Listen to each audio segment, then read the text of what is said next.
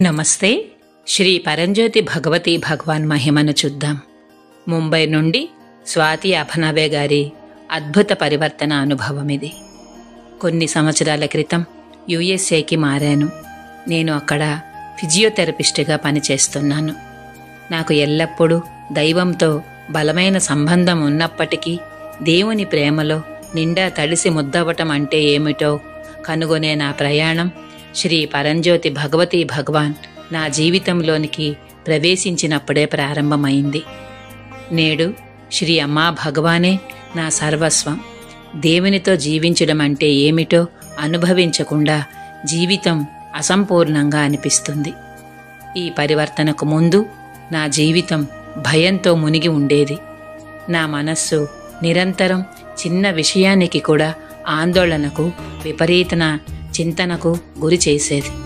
ఉదాహరణకు, విమాన ప్రయాణంలో ఎగురుతున్న విమానం ఖచ్చితంగా కూలిపోతుందని నేను భావించేదానిని. విమాన ప్రయాణం మొత్తం ఒకప్పుడు బాధాకరంగా ఉండేది.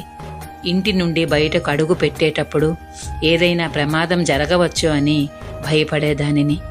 ఈ అనవసరమైన మానసిక వ్యధ జీవితాన్ని చాలా కాలం నిర్దేశించింది.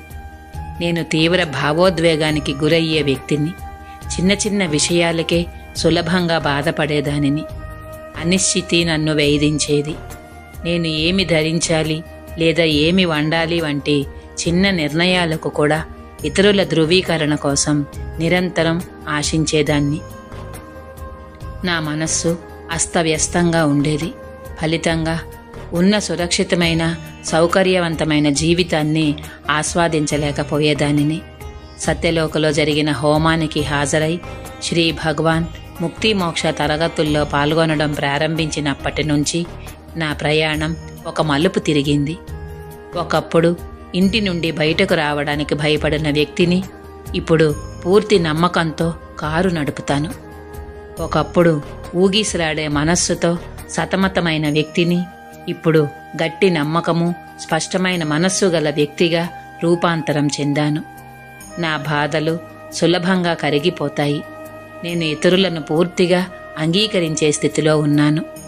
ఒకప్పుడు నా ఉత్పాదనకు ఆటంకం కలిగించే ఆందోళన, భయము ఇకపై నన్ను నియంత్రించవు. శ్రీ పరంజ్యోతి భగవతి భగవాన్ కృపతో యుఎస్ఏలో ప్రాక్టీస్ చేయడానికి, లైసెన్స్ పొందడానికి నేను ఒక సవాలుతో కూడిన పరీక్షలో ఉత్తీర్ణత పొందాను. వారు నాకు బహుమతిగా ఇచ్చిన చురుకైన ఏకాగ్రత గల మనస్సు ఈ విజయంలో కీలక పాత్ర పోషించింది. ఒకప్పుడు నన్ను ఆందోళనకు గురిచేసి సంకోచించేలా చేసిన సమావేశాలు ఇప్పుడు నేను నమ్మకంగా, తేలికగా పాల్గొనే వేదికలుగా మారాయి. ఒకప్పుడు మాట్లాడాలనే ఆలోచన వస్తే చాలు వణికిపోతూ అనిశ్చితికి గురయ్యే నేను ఇప్పుడు నిశ్చింతగా, ప్రయోజనకరంగా, ఆత్మవిశ్వాసంతో ప్రశాంతంగా మాట్లాడగలుగుతున్నాను. నా హృదయం వికసించింది. కృతజ్ఞత అప్రయత్నంగా ప్రవహిస్తుంది. ముఖ్యంగా నా తల్లిదండ్రుల పట్ల నేను ఇప్పుడు వారిని ఎంతో అభిమానిస్తున్నాను. జీవితం నాకు ఇచ్చిన ప్రతి దాని పట్ల కృతజ్ఞురాలిని. నా అవగాహనను మెరుగుపరిచే ఆలోచనలతో నేను ఇకపై నిమగ్నమై లేను. నా చుట్టూ ఉన్న అందాన్ని నేను గమనించి ఆరాధిస్తాను. గాలి స్పర్శ, ఆకుల ఘోష, జీవితంలోని ప్రతి సాధారణ ఆనందాన్ని హాయిగా ఆస్వాదిస్తున్నాను.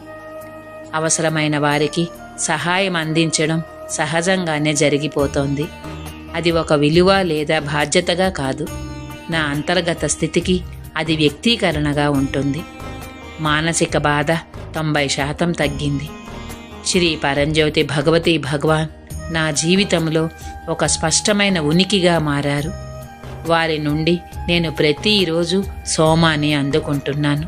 శ్రీ అమ్మా భగవాన్ను భౌతికంగా నా ఇంట్లో, మేఘాలలో ప్రతి క్షణం నా కళ్ళు మూసుకోకుండానే చూస్తాను. శ్రీ భగవాన్ ఒకసారి ఇలా అన్నారు, స్వర్ణయుగంలో మీరు దేవునితో నడుస్తూ మాట్లాడతారు అని. నాకు అది ఇకపై వాగ్దానం కాదు, నా జీవన సత్యం. జై బలో శ్రీ పరంజ్యోతి భగవతి భగవానికి జై.